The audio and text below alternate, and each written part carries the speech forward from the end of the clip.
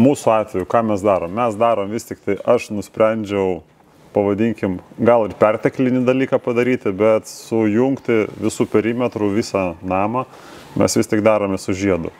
Išsipjauname vagą arba lovį 20 cm ir 15 gylio. Paliekam iš vidaus, viduje namo 70 mm storį, į išorę paliekame 230 mm storį. Tokiu atveju gaunasi čia pas mus gelžbetonio žiedas su erdviniu karkaso armatūriniu. Čia uždedame murlotą ir ant murloto tvirtiname santvaras. Tai mes gerai darome, ar per daug gerai? Taip, darot jūs tikrai gerai.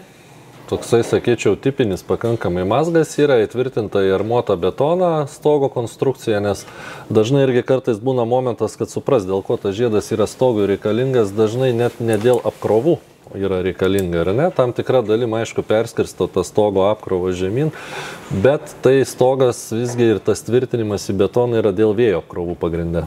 Tai yra, kadangi kuomet turim stogo dangą kažkokią, ypatingai jeigu tai tie nuožulnų stogai, vėjas pučia, judina, traukia, plešia, taip toliau, tai turi būti stogo konstrukcija įtvirtinta jau į pačią kiečiausią medžiagą, į betoną, į armuotą betoną, sakykim taip, kad stabiliai stovėtų. Čia irgi labai gerai, blokelis, dujų silikato U formatą vadinkim, ar išpjauta, ar gamyklinė būtų, duoda ir šilumos izoliaciją, tam tikrą, ne, betoną užizoliuoja, sakykim, šiluminius nuostolius mažini, tai tikrai geras patikimas sprendimas yra.